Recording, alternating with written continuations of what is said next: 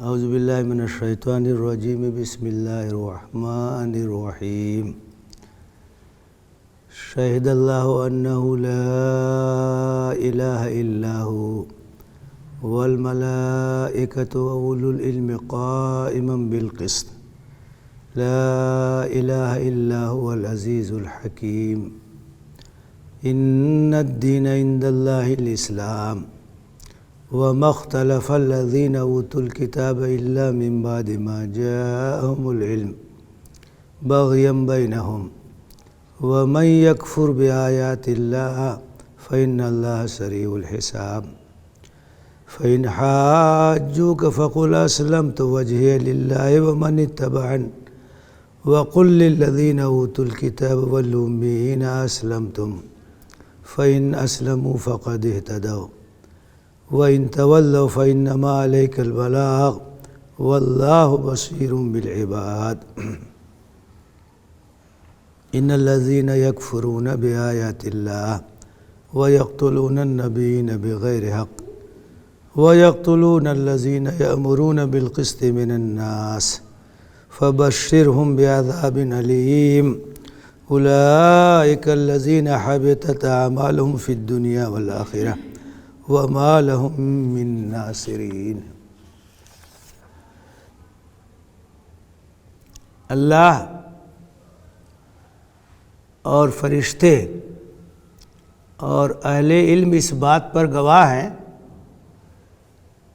کہ اللہ کے سوا کوئی معبود نہیں اور وہ غالب اور حکمت والا ہے۔ اللہ کے نزدیک دین تو صرف اسلام ہی ہے، اور جن لوگوں کو کتاب دی گئی انہوں نے اختلاف کیا بعد اس کے کہ ان کے پاس علم آ چکا تھا زیادتی کرتے ہوئے، اور جو اللہ کی آیتوں کو جھٹلاتا ہے تو اسے معلوم ہونا چاہیے کہ اللہ جلد حساب لینے والا۔ اگر وہ تم سے جھگڑا کرتے ہیں تو کہہ دیجئے کہ میں نے اپنا چہرہ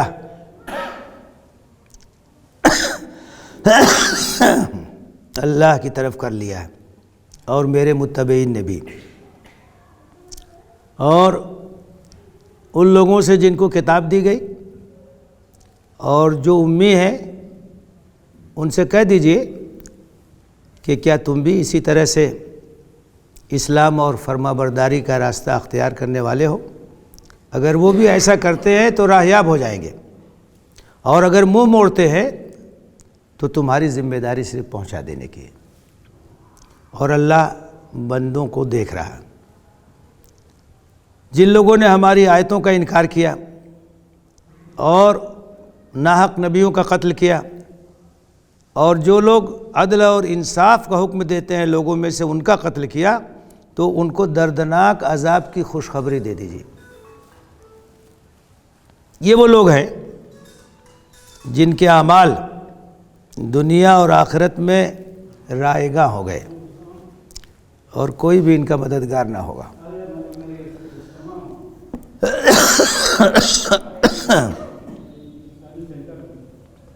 سورہ آل عمران کی آیتیں چل رہی ہیں۔ اس سے پہلے کی آیتوں میں یہ بات بتائی گئی کہ جو لوگ رسالت محمدی کا انکار کرتے ہیں، قرآن کا انکار کرتے ہیں، آیات الہی کو جھٹلاتے ہیں، تو اس کی بنیادی وجہ کیا ہے؟ بنیادی وجہ یہ ہے کہ دنیا کی محبت میں بری طرح سے مبتلا ہے۔ اس سے پہلے کہا گیا تھا نا کہ ان کی نگاہوں میں خوبصورت بنا دی گئی ہیں عورتیں، گھوڑے، جائیداد، مال دولت، تو یہ اصل وجہ ہے۔ حق کا انکار کرنے والے وہ لوگ ہوتے ہیں جو دنیا کی محبت میں بری طرح سے گرفتار ہوتے ہیں، اور وہ یہ سمجھتے ہیں کہ اگر ہم نے اس دعوت کو قبول کر لیا تو یہ تمام چیزیں چھوڑنی پڑیں گی، یہ تمام چیزیں جو ہم کو ان سے دستبرداری اختیار کرنی پڑے گی۔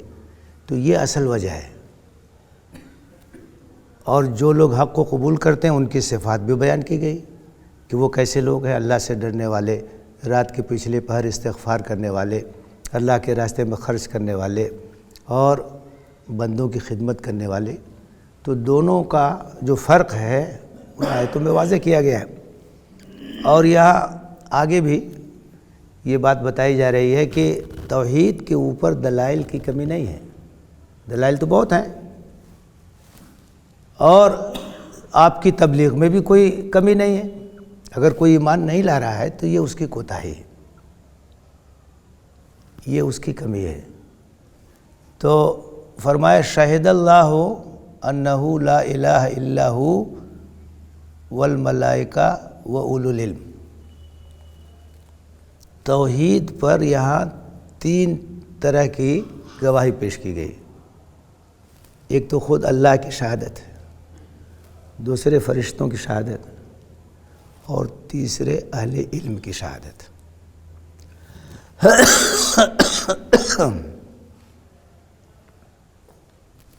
اللہ کی شہادت اس پہلو سے کہ پوری کائنات میں توحید کے دلائل موجود ہیں، یہ اللہ کی تخلیق ہے، اور اس کے اوپر اگر کوئی غور کرے کہ اتنی بڑی کائنات اور اتنے نظم کے ساتھ کیسے چل رہی ہے، اتنے ستارے ہیں جن کو آپ شمار نہیں کر سکتے، اور سب اسی فضا میں اپنے اپنے مدار پہ چل رہے ہیں، اور کوئی مجال نہیں ہے کہ آپس میں ٹکرا جائے۔ سورج اپنے مدار پہ چل رہا ہے، چاند اپنے مدار پہ چل رہا ہے۔ والشمس تجری لمستقر لہا، سورج چلا جا رہا ہے اپنے مستقر پر، اپنی دھری پر، اپنے راستے پر، اور یہ اللہ تعالیٰ کی طرف سے ایک نظام ہے۔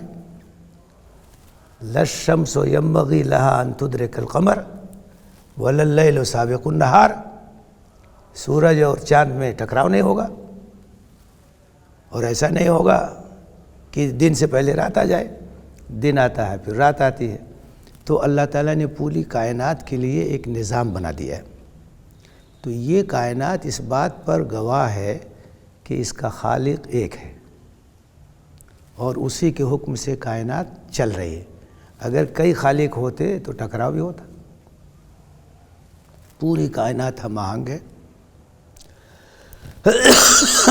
اس کو کہتے ہیں کائنات کی شہادت۔ خود انسان کے اندر بھی شہادت موجود ہے۔ یعنی آپ دیکھیے کہ انسان کا جسم اللہ تعالیٰ نے کیسا بنایا ہے، اور کس طرح سے یہ جسم اور اس کے اعضاء کام کرتے ہیں۔ دماغ کی بناوٹ پہ کوئی غور کرے، وہ پتلی پتلی کتنی نسیں ہیں، اور کس طریقے سے وہ کام کر رہی ہیں، دل کس طرح سے کام کر رہا ہے۔ تو خود انسان کے جسم کی جو بناوٹ، اس کی جو ساخت ہے، یہ خود اس بات کی دلیل ہے کہ ایک اللہ ہے جس نے انسان کو بنایا ہے، اسی کے حکم سے تمام اعضاء کام کر رہے ہیں۔ قرآن میں کہا گیا سنوریہم آیاتنا فی الآفاق وفی انفسہم حتی یتبین لہم انہ الحق، ہم اپنی نشانیاں دکھائیں گے آفاق میں بھی اور انفس میں بھی۔ آفاق سے مراد پوری کائنات ہے، اور انفس سے مراد انسان کا خود اپنا اندرون ہے۔ میڈیکل سائنس جتنا ترقی کر رہی ہے تو قدرت کے عجائب سامنے آ رہے ہیں کہ انسانی جسم کس طرح سے کام کرتا ہے، اور ہر چیز کی کتنی اہمیت ہے۔ یہ دیکھیے آپ، یہ جو انگوٹھا ہے، تو انگوٹھا اس کا دائرہ کتنا چھوٹا سا ہے، لیکن ہر آدمی کے انگوٹھے کا نشان الگ ہے، کروڑوں انسان۔ اسی لیے انگوٹھے کا نشان لگایا جاتا ہے دستاویز پر، 2 آدمی کے انگوٹھے کا نشان نہیں ملے گا۔ کس نے بنایا ہے؟ اتنا بڑا چہرہ ہے، سب کے چہرے میں فرق ہے۔ فرق نہ ہوتا تو وارنٹ کسی کا کٹتا پکڑا کوئی اور جاتا، جوڑواں بھائی ہے وہاں بھی تھوڑا سا فرق رہے گا۔ یہ سب اللہ کی تخلیق، یہ شہادت ہے اللہ کی طرف سے، اللہ کی جو اس کی تخلیق ہے، کائنات میں بھی ہے، انسان کے اندر بھی ہے، اور فرشتوں جیسی مخلوق جو اللہ کی نافرمانی کر اس کے احکام کو نافذ کرتی ہے، پاکیزہ لوگ ہیں جو کام ان کو دیا گیا ہے، وہ ہر وقت اللہ کی تسبیح بیان کرتے ہیں، وہ بھی شاہد ہیں۔ اور جو صحیح علم والے ہیں، جانکاری تو بہت سے لوگوں کو ہوتی ہے اور نالج بھی بہت سے لوگوں کو ہے، لیکن جو صحیح علم ہوگا، جس کے پاس قاعدے سے غور کرے گا، وہ اللہ کی وحدانیت کو تسلیم کرے گا۔ بعض سائنسدانوں کے واقعات ہیں کہ جب انہوں نے ریسرچ کیا، تحقیق کیا، کائنات کی چیزوں کو دیکھا، تو وہ ایمان لے آئے کہ یہ جو ہے ایک اللہ کی بنائی ہوئی ہے، سب یہ اسی کی کاریگری ہے۔ تو یہاں 3 گواہیاں پیش کی گئی۔ شہد اللہ انہ لا الہ الا ہو، اللہ گواہ ہے، اس کے سوا کوئی عبادت کے لائق نہیں۔ توحید کی گواہی، یعنی اللہ نے جو کائنات بنائی ہے، جو انسان کو بنایا ہے، یہ خود گواہ ہے۔ فرشتے گواہ ہیں، اہل علم گواہ ہے، کس بات پہ؟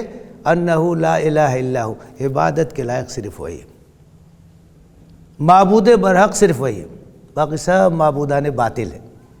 جس نے بنایا ہے اور جو چلا رہا ہے، اسی کی عبادت ہونی چاہیے، اسی کی پرستش ہونی چاہیے، اسی کے سامنے ہم اپنے سر کو جھکائیں، اسی کی تعریف کریں۔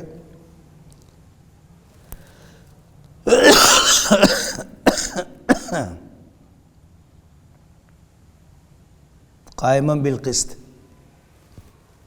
اور اللہ تعالیٰ اس کائنات کو قسط اور عدل کے ساتھ چلا رہا، اس کا ایک نظام ہے، اور یہ نظام قائم ہے انصاف پر۔ ہر چیز جو ہے ایک توازن کے ساتھ چل رہی ہے۔ تو اللہ تعالیٰ نے اس پوری کائنات کو قسط کے ساتھ، عدل کے ساتھ قائم کیا ہے، اس کو سنبھالے ہوئے ہے، اور اسی کے ساتھ جو ہے وہ کائنات چل رہی ہے۔ لا الہ الا ہو، اس کے سوا کوئی عبادت کے لائق نہیں، معبود برحق صرف وہی ہے۔ اور اس کی 2 صفات بیان کی گئی، هو العزیز الحکیم، ایک تو یہ کہ عزیز ہے، اور دوسری یہ کہ حکیم ہے۔ عزیز کے معنی زبردست، اس کے سامنے کسی کی طاقت نہیں، وہ اگر کسی کو مارنا چاہے تو کوئی اس کو بچا نہیں سکتا، کسی کو نقصان پہنچائے تو اس کو کوئی حفاظت اس کی نہیں کر سکتا۔ عزیز ہے، وہ طاقتور ہے، اور حکیم بھی ہے، حکمت کے ساتھ فیصلے کرتا ہے۔ وہ اگر چاہے تو سرکشوں کو فوراً ہلاک کر دے، لیکن اس کی حکمت کا تقاضا ہے کہ موقع دیتا ہے۔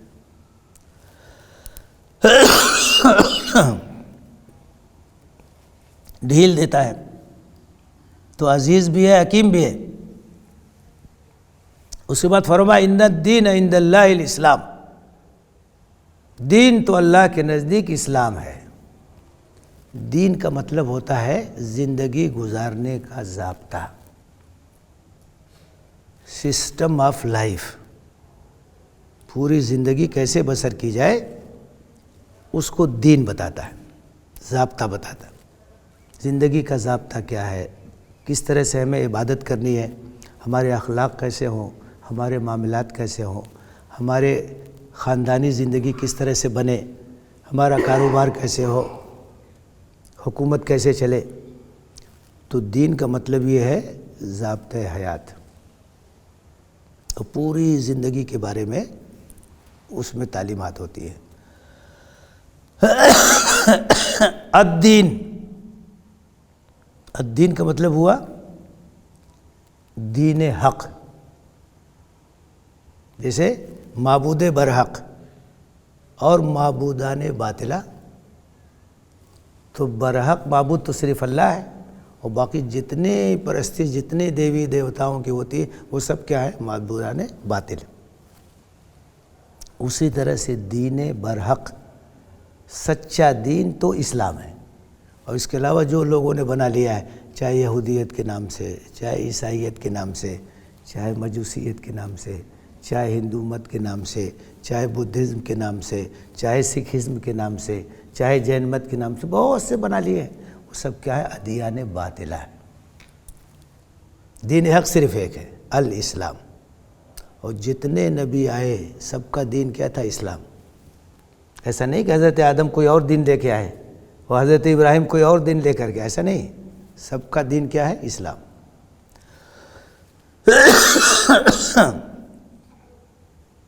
تمام انبیاء اسی دین کو لے کے آئے۔ ان الدین عند اللہ الاسلام. ایک بات ذہن میں واضح رہنی چاہیے، ایک نظریہ ہے جس کے ذریعے سے لوگوں کو گمراہ کیا جاتا ہے. وہ نظریہ ہے وحدت ادیان کا. بعض لوگ کہتے ہیں ارے سب ٹھیک ہے، سب ایک ہی طرف جا رہے ہیں، سمجھ رہے ہیں؟ تو یہ جو ہے بہکانے کی کوشش ہے. سب ٹھیک کیسے ہے بھائی؟ ایک جگہ یہ ہے کہ ایک اللہ کے سوا کسی کو سجدہ نہیں کرنا، دوسری جگہ سب کو سجدہ کرو، دونوں ٹھیک کیسے ہوگا؟ یہ تو دن اور رات کی طرح سے الگ ہے نا. اسلام یہ ہے کہ اللہ کے سوا کسی کے سامنے ہم سر نہیں جھکا سکتے، اور جتنے مشرکانہ مذاہب ہیں ان کے معبودوں کو آپ شمار نہیں کر سکتے. کتنے معبود ہیں؟ تو دونوں صحیح کیسے ہوگا؟ ایک جگہ یہ ہے کہ مرنے کے بعد دوسری زندگی ہے، آخرت ہے، حساب کتاب ہے، جنت دوزخ. دوسرے کا آگے کچھ نہیں، بابر بعیش کوش کی عالم دوبارہ نہیں، کھاؤ پیو، اس کے بعد کچھ نہیں. تو دونوں صحیح کیسے ہوں؟ صحیح تو ایک ہی بات ہوگی نا. تو آپ دیکھیے جو ہوشیار قسم کے لوگ ہوتے ہیں، آپ ان کے سامنے قرآن کی بات بہت اچھی بات ہے، اور یہی بات گیتا میں بھی ہے، اور یہی بات انجیل میں بھی ہے، اور یہی بات فلاں بھی ہے، اور ہر مذہب جو اچھی بات بتاتا ہے سب ایک ہی طرف جا رہے ہیں. ایسا نہیں ہے. حق ایک ہے، باطل بہت، سب برابر نہیں. ان الدین عند اللہ الاسلام. پسندیدہ دین، دین برحق اللہ کے نزدیک صرف ایک ہے، اس کا نام کیا ہے؟ الاسلام. اور اسلام کے لغوی معنی ہوتے ہیں سر کو جھکا دینا، جو اللہ کا حکم ہے اس کو مان لینا. مسلم وہ ہے جو اللہ کے سامنے سرنڈر ہو جائے، اللہ کے احکام کو مان لے، تسلیم کر لے. تو اس گمراہی کو بھی قرآن نے جو ہے اس کا پردہ چاک کیا ہے کہ اسلام کے علاوہ اور کوئی چیز حق نہیں ہے. نجات چاہیے تو اسلام کو اختیار کرو. نجات چاہیے تو حضرت محمد صلی اللہ علیہ وسلم پر ایمان لے آؤ، آخری نبی مانو. اللہ کے رسول صلی اللہ علیہ وسلم نے فرمایا کہ اگر اس وقت موسیٰ علیہ السلام بھی زندہ ہوتے تو میری اتباع کرتے.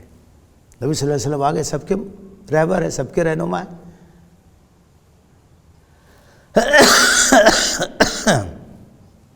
حضرت عیسیٰ علیہ السلام قیامت کے قریب آئیں گے. قیامت کی بڑی نشانیوں میں سے ہے، اور شریعت محمدی کی پیروی کریں گے. آپ جب آ گئے، آپ کی شریعت آ گئی، باقی جو شریعتیں تھی سب ختم ہو گئی. دیکھیے دین ایک ہے، شریعتیں الگ الگ ہیں. دین اور شریعت میں فرق کیا ہے؟ دین وہ بنیاد ہے جس کو ہم عقیدہ کہتے ہیں. جتنے نبی آئے سب کی بنیاد ایک ہے، سب کا عقیدہ ایک ہے، توحید. سب کیا توحید ہے؟ رسالت، آخرت، یہ سب چیزیں یکساں ہیں. تو یہ جو بنیادی چیزیں ہیں یہ گویا دین ہے. اور جو احکام دیے جاتے ہیں کہ شادی بیاہ کا یہ قانون ہے، اور تجارت کا یہ قانون ہے، معیشت کا یہ قانون ہے، سیاست کا یہ قانون ہے، اس کو شریعت کہتے ہیں. تو قوانین جو آتے رہے وہ اپنے اپنے دور کے لحاظ سے آتے رہے. اب آخری قانون شریعت محمدی کی شکل میں آ گیا. تو جس وقت جو نبی آیا اس وقت جو شریعت تھی، جو قانون تھا، اس کی پیروی کرنی تھی. جب آخری شریعت آ گئی اب باقی جو احکام تھے وہ ختم ہو گئے. کوئی یہ نہیں کہہ سکتا کہ یہ چیز جو ہے وہ موسیٰ علیہ السلام کی شریعت میں تھی، ہم اس پر عمل کریں. اب آخری شریعت آ گئی، جس چیز کو باقی رکھا اسلام نے وہی چیز باقی رہے گی. ختم ہو گئی، وہ ختم ہو گئی. تو ان الدین عند اللہ الاسلام. دین اللہ کے نزدیک، دین برحق، پسندیدہ دین اللہ کے نزدیک اسلام. اس کے علاوہ سب گمراہی. ٹھیک ہے انسانی تعلقات سب سے رکھیے، دعا سلام سب سے رکھیے، لیکن کہیں حق نہ حق کی بات آئے تو وہاں یہ بتانا ہے، سمجھانا ہے کہ اسلام ہی حق ہے، اس کے علاوہ اور کوئی چیز حق نہیں ہے.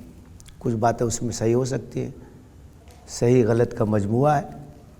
تو اگر نجات چاہتے ہو تو جہاں خالص حق ہے اس کو اختیار کر لو.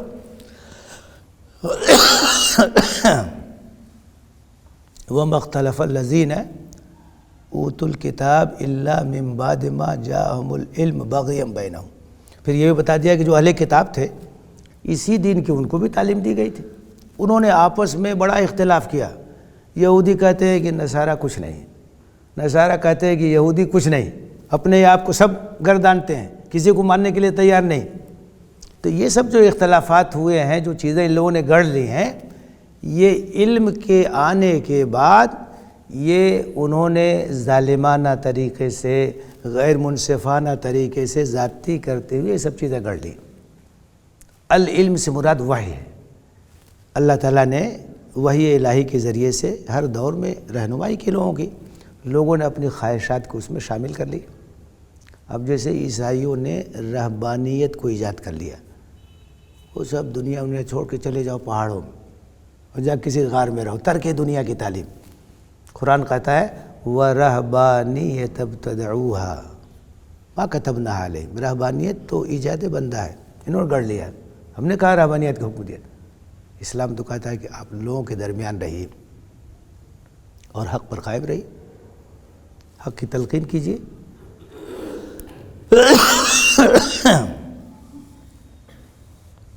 وَمَن يَكْفُرْ بِآيَاتِ اللَّهِ، جو لوگ بھی اللہ کی آیتوں کا انکار کرتے ہیں ان کو معلوم ہونا چاہیے فَإِنَّ اللَّهَ سَرِيعُ الْحِسَابِ، اللہ حساب لینے میں دیر نہیں کرتا ہے، جب حساب لے گا فوراً حساب لے گا۔ ابھی تو موقع دے رہا ہے، ڈھیل دے رہا ہے، ہو سکتا ہے سنبھل جائیں، لیکن وہ آگاہ رہنا چاہیے اور اس بات کو ذہن میں رکھنا چاہیے کہ وہ حساب کتاب لینے میں بہت سریع ہے، پھٹ سے لے گا حساب۔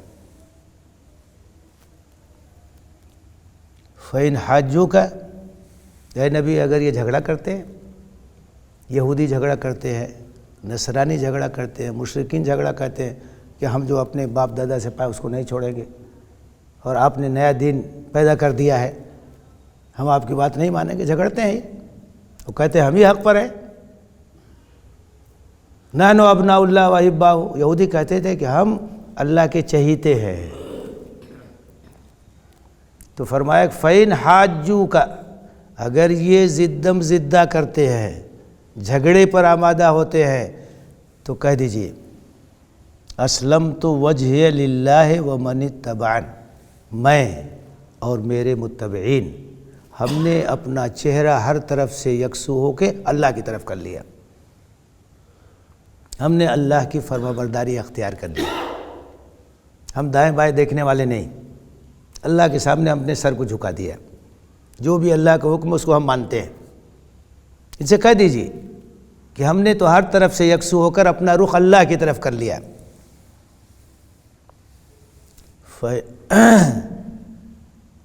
وَقُلْ لِلَّذِينَ أُوتُوا الْكِتَابَ وَالْأُمِّيِّينَ، اہل کتاب سے اور امیوں سے۔ امی کسے کہتے ہیں؟ امی اسے کہتے ہیں کہ جہاں زیادہ تعلیم اور خواندگی اور اس طرح کی چیز نہ ہو۔ تو اس زمانے میں جو مشرکین عرب تھے، عرب کے رہنے والے مشرکین، وہ یہود اور نصارہ کے مقابلے میں ان کے یہاں تعلیم وغیرہ کم تھی اور وہ زیادہ ترقی یافتہ تھے، روم کے لوگ، فارس کے لوگ عربوں کے مقابلے میں، تو ان کا لقب پڑ گیا تھا امیین۔ یہ کوئی ان کی تحقیر نہیں ہے، بلکہ جو صورت واقعہ ہے اس کی صورت گری کی جا رہی۔ تو ان سب سے کہہ دیجئے، یہود سے بھی کہہ دیجئے، نصارہ سے بھی کہہ دیجئے، وہ اہل کتاب ہیں، اور یہ جو مشرکین عرب ہیں امیین، ان سے بھی کہہ دیجئے اسلمتم، کہ بھائی جس طرح سے ہم نے ہر طرف سے یکسو ہو کے اللہ کی طرف اپنا چہرہ کر لیا، تم بھی ایسا کرنے کے لیے تیار ہو، سر جھکانے کے لیے تیار ہو، اللہ کے احکام ماننے کے لیے تیار ہو؟ اگر تیار ہو تو ٹھیک ہے، کہہ دیجیے تم بھی تیار ہو اس کے لیے۔ فَإِنْ أَسْلَمُوا، اگر وہ تیار ہو جائیں کہ ہم بھی ماننے کے لیے تیار ہیں، فَقَدْ اهْتَدَوْا، تو وہ بھی راہیاب ہو جائیں گے، سیدھے راستے پہ آ جائیں گے۔ یہی تو چاہیے، یہی تو مطلوب ہے۔ اگر وہ مان لیتے ہیں تو وہ بھی ہدایت یافتہ ہوں گے، وہ بھی راہ پر ہوں گے۔ وَإِن تَوَلَّوْا، لیکن اگر وہ نہیں مانتے ہیں، منہ موڑتے ہیں، اعراض کرتے ہیں، انکار کرتے ہیں، فَإِنَّمَا عَلَيْكَ الْبَلَاغُ، تو اے نبی آپ کی ذمہ داری ختم، آپ کا کام پہنچا دینا ہے۔ نہیں مانتے ہیں تو وہ حساب کتاب دیں گے، اس کی جواب دہی ان کی ہوگی۔ نبی صلی اللہ علیہ وسلم کو تسلی بھی دی جا رہی کہ اگر یہ نہیں مانتے ہیں تو آپ مت گھبرائیے، ان کی گمراہی کا وبال آپ کو نہیں ہوگا، آپ نے تو پہنچا دیا، آپ دعوت کا کام کر رہے ہیں، آپ کا کام ہو گیا۔ نہیں مانتے ہیں تو یہ بھوگیں گے، تو اس سے یہ بات معلوم ہوئی کہ جو بھی دعوت کا کام کرتے ہیں ان کی ذمہ داری یہ ہے کہ حکمت اور محبت کے ساتھ پہنچا دیں. کسی کے دل میں ہدایت کو ڈال دینا یہ کسی انسان کے بس میں نہیں. ہدایت کون دیتا ہے؟ اللہ دیتا ہے. نبی صلی اللہ علیہ وسلم کتنا چاہتے تھے کہ آپ کے چچا ابو طالب کلمہ پڑھ لیں، آخر تک کوشش کیا کہ کلمہ پڑھ لیجئے تو ہم قیامت کے دن آپ کے لیے سفارش کر سکیں گے، نہیں پڑھ سکے. قرآن میں کہا کہ فَإِنَّكَ لَا تَهْدِي مَنْ أَحْبَبْتَ، اے نبی آپ جس کو چاہیں ہدایت نہیں دے سکتے ہیں، وَلَكِنَّ اللَّهَ يَهْدِي مَن يَشَاءُ، اللہ جسے چاہتا ہے ہدایت دیتا ہے. تو اگر یہ نہیں مانتے ہیں تو آپ گھبرائیے مت. فَإِنَّمَا عَلَيْكَ الْبَلَاغُ، آپ کی ذمہ داری کیا ہے؟ پہنچا دینا. تو ہم مسلمانوں کی ذمہ داری بھی دعوت کا کام کرنا.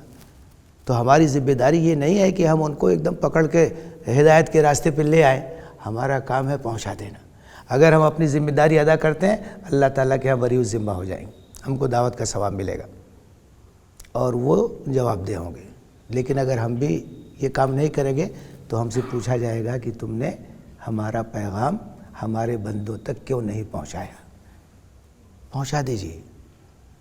ایک آیت ہو سکے تو وہی پہنچائیے. کتاب دیجیے، لٹریچر دیجیے، کتابچہ دیجیے، اپنے اخلاق سے متاثر کیجیے. دعوت کا کام طرح طرح سے ہوتا ہے.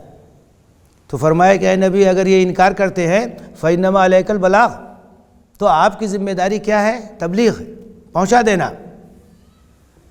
وَاللَّهُ بَصِيرٌ بِالْعِبَادِ، اور اللہ بندوں کو دیکھ رہا ہے، ان کی سرکشی، ان کی نافرمانی، ان کی سازش، ان کی بغاوت سب ہماری نظر میں ہے. ہم ان کا حساب لیں گے، آپ مت گھبرائیے. نہیں مانتے ہیں تو ٹھیک ہے، ہم سے بچ کے کہاں جائیں گے. تسلی بھی دی جا رہی ہے کہ ظلم ہو رہا ہے، زیادتی ہو رہی ہے، ناانصافی ہو رہی ہے، دعوت کے راستے میں رکاوٹیں کھڑی ہیں، تو اللہ دیکھ رہا ہے، اللہ ان سے نمٹ لے گا. کوئی چیز مخفی نہیں اس پر. ان الذین یکفرون بآیات اللہ، وہ لوگ جو اللہ کی آیتوں کا انکار کرتے ہیں، وَيَقْتُلُونَ النَّبِيِّينَ بِغَيْرِ حق، اور نبیوں کو ناحق قتل کرتے ہیں. بنی اسرائیل کی تاریخ دیکھیے کتنے نبیوں کا قتل تک کر دیا انہوں نے. اتنی سرکش قوم تھی کہ نہ صرف یہ کہ نبیوں کو جھٹلایا بلکہ بعض انبیاء کا قتل تک کر دیا، شہید ہو گئے انبیاء. تو جو لوگ اللہ کی آیتوں کو جھٹلاتے ہیں اور انبیاء کے قتل ناحق کے مرتکب ہیں، اور وَيَقْتُلُونَ الَّذِينَ يَأْمُرُونَ بِالْقِسْطِ مِنَ النَّاسِ، اور جو بھی انصاف کی بات کرتا ہے، معروف کا حکم دیتا ہے، نیکی کی طرف بلاتا ہے، تو ایسے لوگوں کو بھی قتل کرتے ہیں. ان کے خلاف ہیں یہ لوگ، ان کو بھی اذیتیں دیتے ہیں، ان کو بھی تکلیف پہنچاتے ہیں، داعیوں کو قتل تک کر دیتے ہیں. ہر دور میں ایسا ہوتا ہے، آج بھی ہو رہا. دعوت کا کام جو کرتا ہے اس کے راستے میں رکاوٹ کھڑی کی جاتی ہے، جھوٹے مقدمات میں پھنسایا جاتا ہے، جیلوں میں ڈال دیا جاتا ہے. اور بنی اسرائیل کی تاریخ تو بھری ہوئی ہے ان سب چیزوں سے.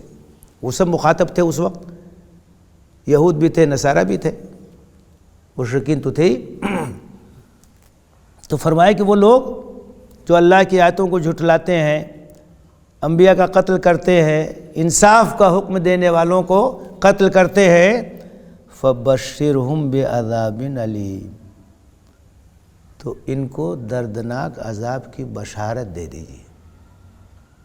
اب غور کیجیے، بشارت تو کسی اچھی چیز کی دی جاتی ہے نا، اور یہاں عذاب کے لیے یہ لفظ آیا ہے. تو اس کے اندر جو ہے ایک اشارہ ہے، یہ ایک طنز ہے کہ ٹھیک ہے یہ سمجھ رہے ہیں کہ بڑا اچھا کام کر رہے ہیں، تو ان سے کہہ دیجئے کہ تمہارے لیے اللہ کا عذاب تیار ہے، جہنم تمہارا استقبال کرنے کے لیے کھڑی ہوئی. تو یہاں بشارت کا لفظ جو ہے تنزیہ طور پر ہے. یہ سمجھتے ہیں کہ بڑا اچھا کام کر رہے ہیں، تو ان کو بشارت دے دیجئے کہ عذاب علیم تمہارا منتظر ہے، دردناک عذاب تمہارا منتظر ہے، جہنم تمہارے لیے تیار ہے، تم جو کچھ کر رہے ہو اس کا انجام وہی ہونے والا. اولئک الذین حبطت اعمالہم فی الدنیا والآخرہ، یہ وہ لوگ ہیں جن کے اعمال دنیا اور آخرت دونوں جگہ اکارت چلے گئے. جو آخرت کو نہیں مانتا ہے، اللہ کو نہیں مانتا ہے، بظاہر کچھ نیکی کا کام بھی کرتے ہوں گے لیکن اس کا کوئی اجر نہیں ملنے والا ہے، کیونکہ عمل صالح اس وقت ہوتا ہے جب اس کے پیچھے ایمان ہو۔ جب اللہ کو آپ مانتے ہی نہیں، آخرت کو مانتے ہی نہیں، کچھ بھی کیجئے، دان کیجئے، پن کیجئے، کچھ بھی کیجئے، اس کا کوئی ثواب نہیں ملنے والا۔ اصل چیز کیا ہے؟ اللہ کو مانیے، آخرت کو مانیے، ایمان لائیے، اس کے بعد جو آپ کی نیکیاں وہ قبول ہو، بنیاد ہے وہ۔ بھائی آپ کسی ملک کو تسلیم ہی نہ کریں تو وہ ملک آپ کے کسی بھی کام کو ریکگنائز نہیں کرے گا، اس کی کوئی حیثیت نہیں ہوگی۔ پہلے تو مانیے اس کو۔ تو فرمایا کہ یہ لوگ ایسے ہیں کہ دنیا میں بھی ان کے عمل کا کوئی بدلہ نہیں ملنے والا، آخرت میں بھی نہیں، سب ضائع۔ قُلْ هَلْ نُنَبِّئُكُمْ بِالْأَخْسَرِينَ أَعْمَالًا الَّذِينَ ضَلَّ سَعْيُهُمْ فِي الْحَيَاةِ الدُّنْيَا وَهُمْ يَحْسَبُونَ أَنَّهُمْ يُحْسِنُونَ صُنْعًا۔ ہے نبی، ہم بتائیں کہ سب سے زیادہ خسارے میں رہنے والے کون لوگ ہیں، گھاٹے میں رہنے والے کون لوگ ہیں؟ یہ وہ لوگ ہیں جن کی ساری کوشش دنیا کے لیے، اور وہ سمجھتے ہیں کہ بڑا اچھا کام کر رہے ہیں، سب کچھ جو ہے دنیا کے لیے کر رہے ہیں، شہرت کے لیے کر رہے ہیں، ناموری کے لیے کر رہے ہیں، اور وہ سمجھتے ہیں کہ بڑا اچھا کام کر رہے ہیں، گنواتے ہیں، اخبارات میں اشتہارات چھپتے ہیں، فلاں کام کر دیا، یہ کر دیا، وہ کر دیا،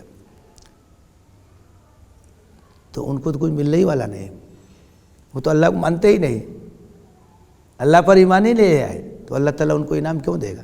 آپ جب کسی بادشاہ کو مانیں گے تب تو بادشاہ آپ کو انعام دے گا، آپ اس کو ماننے کے لیے تیار نہیں ہیں تو آپ کو انعام کیسے دے گا وہ؟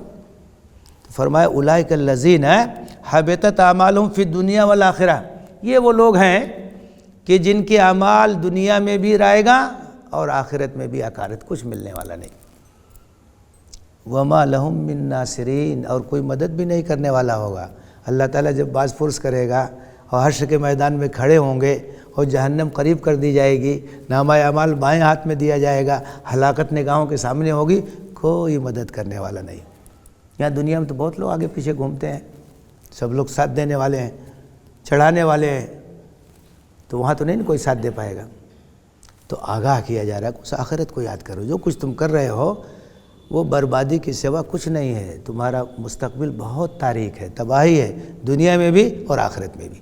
تو یہ بتا دیا کہ دیکھیے جو اسلام کی دعوت ہے اور اسلام کا جو پیغام ہے اس میں بنیادی چیز توحید ہے، توحید کے دلائل ہر طرف بکھرے ہوئے ہیں، کائنات بھی گواہی دے رہی ہے، انسان کا اندرون بھی گواہی دے رہا ہے، اور جو آسمانی کتابیں وہ گواہی دے رہے ہیں، انبیاء نے آ کے اس کی تعلیم دی، ہر دور میں جو نیک لوگ ہیں اس کی تعلیم دیتے ہیں، اس میں کوئی کمی نہیں ہے۔ کمی ہے تو ان لوگوں میں ہے جو انکار کر رہے ہیں، سوچنے کے لیے تیار نہیں، دنیا کی محبت میں گرفتار ہیں، دستبردار ہونے کے لیے اس سے تیار نہیں، قربانی نہیں دینے کے لیے تیار۔ تو ٹھیک ہے، ان کے سامنے یہ بات واضح ہونی چاہیے کہ اللہ کے نزدیک پسندیدہ دین اسلام ہے، دنیا اور آخرت کی بھلائی اگر چاہتے ہو تو اسے اختیار کرو، دنیا میں بھی کامیاب رہو گے، آخرت میں بھی کامیاب رہو۔ اہل ایمان کے لیے تسلی کہ آپ خوش نصیب ہیں کہ اللہ کا دین آپ کے پاس ہے، اور اس راستے میں آپ ہر طرح کی قربانی دیجیے اور اللہ کے پیغام کو عام کرنے کی کوشش کیجیے، اللہ کی تائید حاصل ہوگی، اور اللہ تعالیٰ نے آپ کے لیے آخرت میں جنت تیار کر رکھی ہے جہاں طرح طرح کی نعمتیں ہوں گی۔ اس میں نبی صلی اللہ علیہ وسلم کے لیے تسلی بھی ہے کہ آپ کی دعوت میں، آپ کی تبلیغ میں کوئی کمی نہیں، کمی ان کے اندر۔